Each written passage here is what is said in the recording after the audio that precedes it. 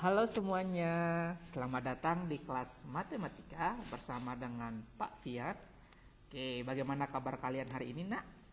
Pasti luar biasa, antusias. Yes, yes, yes. Oke, kalau sudah antusias, sudah semangat, tentu hari ini kita akan pasti belajar lebih baik dari minggu-minggu sebelumnya.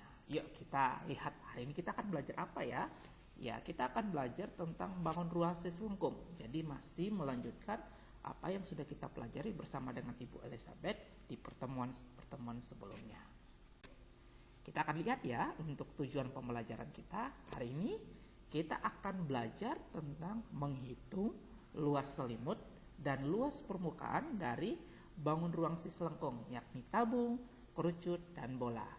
Oke, untuk agenda kita hari ini, yang pertama kita akan coba mereview dulu apa saja sih sifat-sifat dari bangun ruang selengkung yang sudah kita pelajari bersama dengan Ibu Elizabeth pada pertemuan sebelumnya. Yang kedua, kita akan belajar tentang unsur-unsur bangun ruang selengkung apa aja. Oke, yang ketiga, kita akan masuk kepada luas bangun ruang selengkung, yakni tabung, kerucut, dan bola. Bagaimana sih luasnya? Yuk kita akan belajar hari ini ya. Dan yang keempat, agenda kita adalah kita akan coba exercise. Oke, kita akan mengerjakan beberapa soal. Oke, tentunya. Oke, kita masuk dengan poin kita yang pertama, yakni kita akan mereview sifat-sifat dari bangun ruang selengkung. Apa saja sih sifat-sifatnya? Yakni kita lihat sama-sama yuk. Oke, sifat-sifat daripada tabung. Yang pertama kita akan coba lihat sifat-sifat tabung apa saja sih yang kita sudah pelajari pada pertemuan sebelumnya bersama dengan Ibu Elizabeth. Oke, yang pertama adalah tabung itu ternyata memiliki 3 sisi loh, yakni 2 sisi alas dan 1 sisi selimut. Oke, ini Pak Fian cuma overview aja ya. Oke, yang kedua, tabung itu ternyata dia memiliki sisi alas dan sisi atasnya adalah sama-sama lingkaran, yang dimana kedua lingkaran itu adalah kongruen.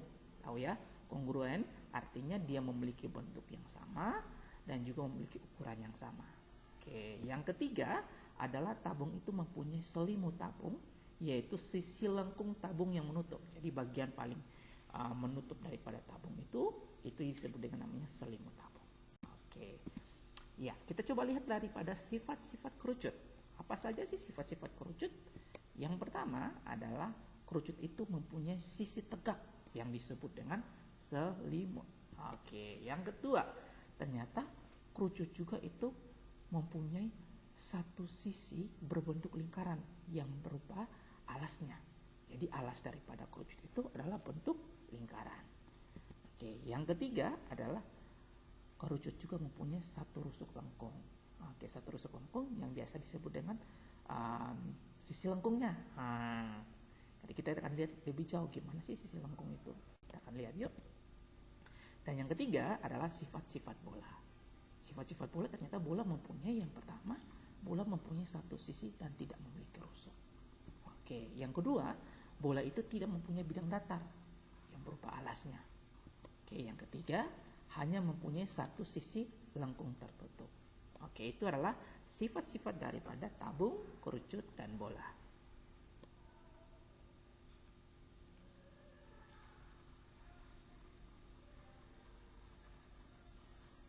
Oke, yang pertama kita akan coba lihat dari tabung.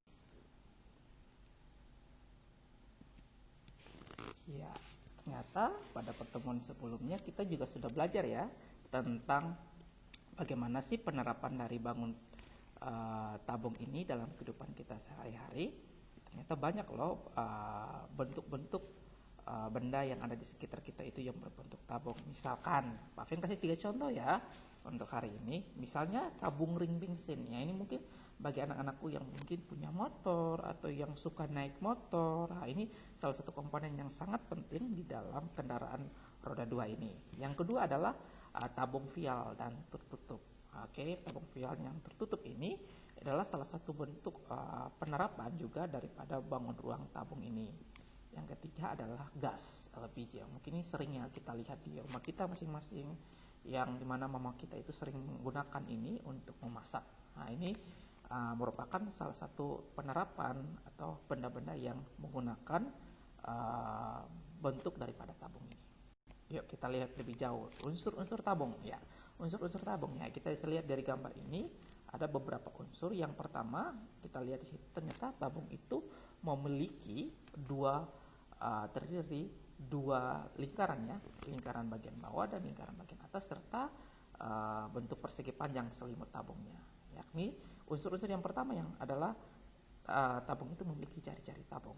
Oke, kalau kita lihat dari gambar nomor pertama itu ada jari-jari yang ditunjukin. Yang kedua adalah tabung itu memiliki tinggi tabung. Nah, tinggi tabung ini berupa lebar daripada persegi panjang itu. Oke, dan yang ketiga itu adalah sisi tabung, di mana sisi tabung itu all ya, berarti seluruh daripada tabung itu sendiri, baik itu alas tabung maupun selimut tabung.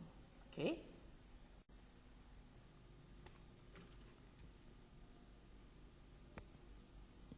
Oke, kerucut itu seperti yang kita sudah belajar bersama dengan Ibu Elizabeth pada pertemuan sebelumnya, ada banyak banget ya benda-benda di sekeliling kita yang berbentuk kerucut. Oke, misalnya salah satu bangunan di Mojali itu modelnya bentuk kerucut banget. Oke, terus misalnya yang suka jajanan atau kuliner, yang suka makan tumpeng, nah ini salah satu bentuk kerucut yang bisa kita lihat dalam bentuk hiasan makanan ya. Oke, terus yang mungkin punya eksperimen membuat gunung berapi di pelajaran sains atau pelajaran-pelajaran yang lain ya, ini merupakan salah satu bentuk aplikasi juga ya dari kerucut. Dan yang keempat itu misalnya Gunung Krakatau ya, Gunung Krakatau yang mungkin pernah pergi atau mungkin pernah lihat. Gunung Krakatau itu mungkin bentuk alam ya yang kita bisa lihat berbentuk kerucut. Unsur-unsur kerucut. Unsur-unsur kerucut ini dimana kerucut sendiri itu memiliki namanya selimut kerucut dan juga alas kerucut ya. Gimana kalau kita gunting ya untuk bentuk daripada kerucut ini? Kalau kita gunting bentuknya akan jadi seperti ini ya, ini akan menjadi seperti ini. Jadi dia akan membentuk suatu juring ya. Kalau kita lihat selimut kerucut ini adalah bentuknya seperti juring dan alasnya itu berbentuk lingkaran.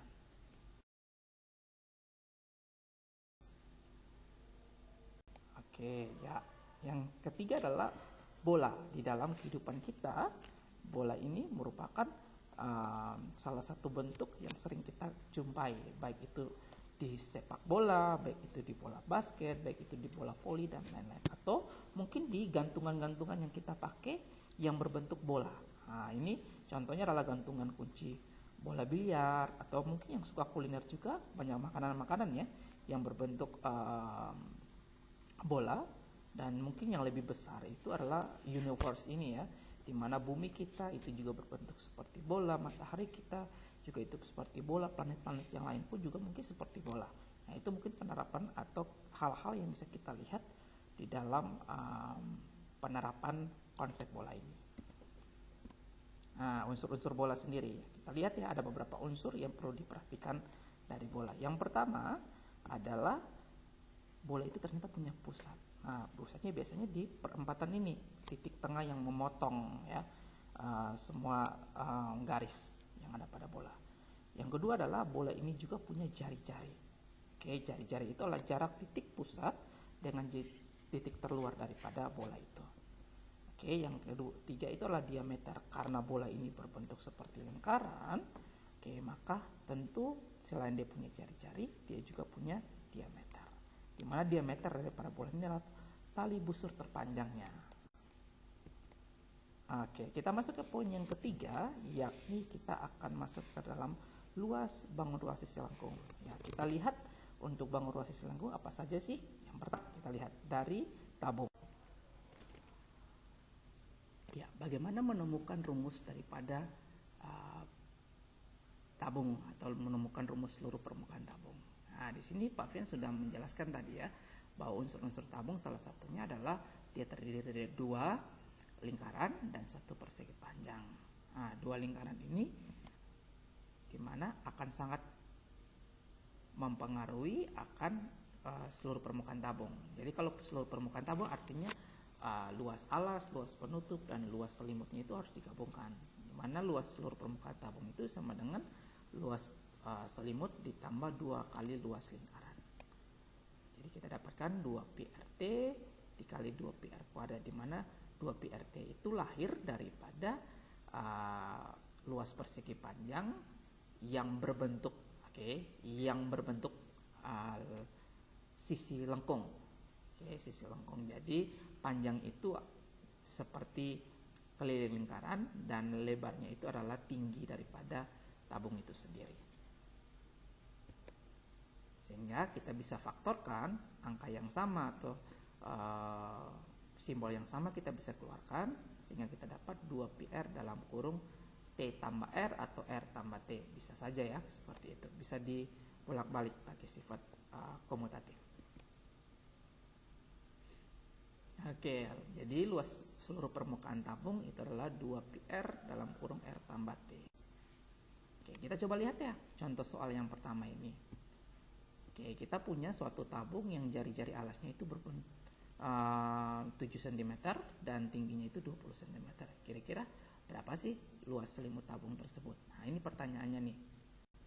Oke, diketahui jari-jarinya 7, tingginya 20. Ditanya adalah luas selimut tabung. Apa sih rumus luas selimut tabung tadi?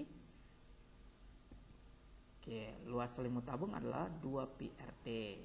Jadi kita dapat 2 dikali 22 per 7 dikali 7 kali 20. Terus Pak, gimana Pi-nya bisa 22 per 7? Iya, ingat lagi ya, bahwa nilai Pi itu ada dua kemungkinan, yakni 22 per 7 atau 3,14. Oke, 22 per 7 itu kalau jari-jarinya itu kelipatan 7. Sedangkan kalau 3,14 kalau jari-jarinya itu bukan kelipatan 7. Oke, kita dapatkan hasilnya adalah 880. Contoh yang kedua adalah untuk membuat suatu sebuah patung, pengrajin menggunakan sebuah batang kayu yang berbentuk tabung dengan diameternya 14 cm dan tingginya 18 cm. Tentukan luas permukaan dari batang kayu tersebut. Nah, ini pertanyaan yang menarik yang ditanyakan di sini adalah luas permukaan tabung ya, luas permukaan tabung. Oke. Jadi kita coba lihat. Oke, diameternya 14, tingginya adalah 18. Jadi kita bisa identification bahwa diameter 14, bahwa jari-jari itu adalah setengah diameter. Sehingga kita dapatkan jari-jarinya 7 dan tingginya adalah 18. Pertanyaannya adalah luas permukaan tabung itu berapa sih? Nah, luas permukaan tabung apa sih rumusnya tadi? 2πr dalam kurung R tambah T. Kita dapatkan 2 kali 22 per 7 dikali 7 dalam kurung 7 tambah 18. Ingat ya, kalau ada dalam kurung artinya yang kita kerjakan terlebih dahulu. Jadi kita bisa dapatkan 7 sama 7-nya bisa dicoret, yakni 7 yang di bawah 22 itu bisa dicoret dengan dikalikan 7-nya. Oke, sehingga kita dapatkan 1100. Kerucut. Kita lihat ya kerucut. Oke, kerucut ini sebelum kita masuk ke kerucut, kita lihat dulu konsep juring. Nah, ini karena sangat kaitannya dengan konsep juring yang pernah kita pelajari ya. Oke, di mana hubungan antara luas juring dan panjang busur. Panjang busur itu sama dengan panjang busur per keliling lingkaran sama dengan luas juring per luas lingkaran. Nah, berarti kalau kita mau cari luas juring itu sama dengan panjang busur per keliling lingkaran dikali luas lingkaran. Jadi kali silang ya, seperti itu. Konsep ini akan kita pakai untuk mencari luas kerucut. Ya, ini ya, yang tadi sudah coba sampaikan bahwa itu di bagian atas itu ada unsur-unsur daripada kerucut ya, yakni ada selimut kerucut dan alas kerucut. Oke, kita lihat di sini adalah luas selimut kerucut itu sama dengan panjang busur per keliling lingkaran dikali luas lingkaran, di mana luas selimut kerucut itu adalah juring itu sendiri atau luas juring. Sehingga kita dapatkan rumusnya PRS. Sedangkan luas sisi kerucut, luas sisi kerucut itu artinya luas totally kerucutnya, yakni luas alas ditambah luas selimut. Luas alasnya kan berbentuk berbentuk lingkaran. Jadi rumusnya adalah rumus luas lingkaran. PR kuadrat tambah PRS. Dapatlah PR R tambah N. Ya, contoh soal yang pertama dari kerucut ini kita lihat adalah hitunglah berapa luas permukaan selimut kerucut yang mempunyai jari-jari 21 cm dan panjang garis pelukisnya adalah 40. Oke, jadi diketahui jari-jarinya 21, panjang pelukisnya 40. Ditanyakan luas selimutnya berapa? Nah, luas selimut adalah PRS. Sehingga 22/7 dikali 21 dikali 40. Kita dapatlah 2640. Oke. Untuk soal yang kedua adalah pertanyaannya adalah berapakah luas permukaan kerucut yang mempunyai diameter 14 dan garis pelukisnya 15. Jadi yang ditanya ini totally daripada kerucut. Nah, luas kerucut. Ya, dari soal tersebut kita bisa dapatkan ya identification atau hal yang diketahui, yakni diameternya 14. Berarti kalau diameternya 14 berarti jari-jarinya adalah 7, karena jari-jari itu karena setengah daripada diameter. Sedangkan garis pelukisnya yakni 15. Terus apa yang ditanyakan adalah luas permukaan kerucut. Berarti kalau luas permukaan kerucut itu sama dengan Pi kali R dalam kurung R tambah S. Sehingga kita dapatkan 22/7 dikali 7 dalam kurung 7 ditambah 15. Sehingga 7 sama 7 bisa dicoret. Oke, sehingga dapatkan 22 dikali 22. Di mana 22 yang satu itu adalah hasil penjumlahan dari 7 tambah 15. Sehingga kita mendapatkan 484. Oke, kira-kira sampai di sini ada pertanyaan dari anak-anak sekalian. Oke, nanti silakan boleh dituliskan di kolom komentar aja ya untuk pertanyaannya biar Bapak bisa melihatnya. Oke, yang ketiga kita akan coba lihat luas daripada bola. Oke, luas permukaan daripada bola. Bagaimana ya luas permukaan dari bola? Yuk. Oke, untuk mencari luas bola kita akan coba melakukan beberapa kegiatan. Ya, ini langkah pertama kita asumsi kita mempunyai sebuah model bola seperti ini, yakni dengan sebuah bola berwarna hitam dengan jari-jari R. Oke, dimana kita tahu bahwa jari-jarinya itu adalah R. Oke, selanjutnya kita mempunyai sebuah persegi panjang. Oke, langkah keduanya kalau kita mempunyai sebuah persegi panjang bagaimana? Kita mau lihat akan tinggi daripada bola ini. Yuk kita lihat. Ternyata kita bisa lihat bahwa ternyata lebar daripada persegi panjang ini itu sama dengan 2 kali ya daripada jari-jari. Dimana posisi daripada bola ini setengahnya itu adalah setengahnya itu sama dengan setengah lebar daripada persegi panjang. Sehingga ketika satu bola kita akan dapatkan lebarnya adalah 2 jari-jari. Langkah ketiga, bagaimana dengan keliling persegi? Oke, kalau tadi kita lihat lebarnya, sekarang bagaimana hubungannya dengan keliling persegi?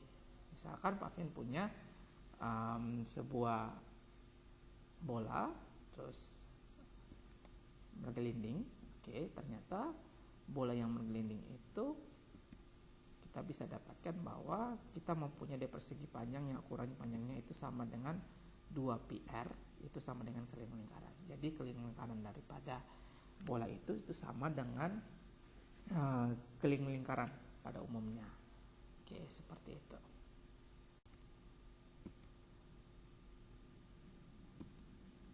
Oke, bagaimana kalau kita misalnya kita melilitkan sebuah benang setengah bolanya yang kita miliki. Misalnya seperti ini, kita lilitkan dengan sebuah benang berwarna putih. Oke, benang yang berwarna putih itu, kita lepaskan lagi lilitannya. Ternyata lilitannya ini yang kita lepaskan ini ternyata itu sama dengan setengah daripada persegi panjang.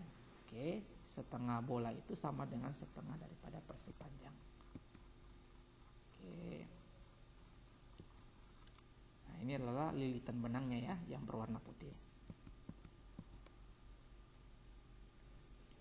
Kita beri nama ya untuk daerah yang persegi panjang ini. Oke, yang telah dililitkan ini misalnya panjangnya A, B, C, D ya. Oke, dimana tinggi daripada persegi panjang tadi kita dapatkan itu tingginya adalah 2R. Oke, sehingga kita dapatkan bahwa luas setengah bola itu sama dengan luas persegi panjang ABCD. Oke, luas setengah bola itu sama dengan luas persegi panjang ABCD, yakni AB dikali AD. Kita dapatkanlah 2πr dikali r. Sehingga kita dapatkan luas setengah bola itu sama dengan 2πr kuadrat.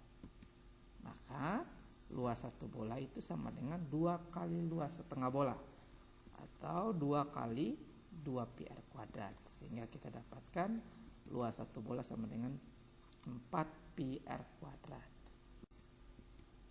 Oke, jadi kita bisa simpulkan bahwa jika sebuah bola jari-jarinya R, luas permukaannya L, maka L itu sama dengan 4πr kuadrat. Dari soal tersebut, kita dapatkan bahwa diameter daripada soal tersebut adalah 14 cm, maka kita dapatkan jari-jarinya adalah 7. Dan ditanyakanlah luas bola, berarti luas bolanya artinya luas all permukaannya, jadi seluruh permukaan daripada bola, dimana luas bola itu adalah 4πr kuadrat. Maka kita masukin 4 dikali 22/7 dikali 7 pangkat 2. 7 pangkat 2 ini kita bisa jabarkan ya, jadi 7 dikali 7. Maka kita dapatkan hasilnya adalah 616. Oke. Ya, ini contoh yang Pak Fian berikan. Dan yang keempat itu sesuai dengan outline kita atau agenda kita hari ini, kita ada exercise, assignment-nya. Nah, assignment untuk kali ini Pak Fian buat di link notebook ya. Nanti Pak Fian akan kirimkan sertakan di dalam pembelajaran asinkronusnya. Oke, terima kasih banyak buat belajar hari ini. Semangat belajarnya. Tuhan memberkati kita semua.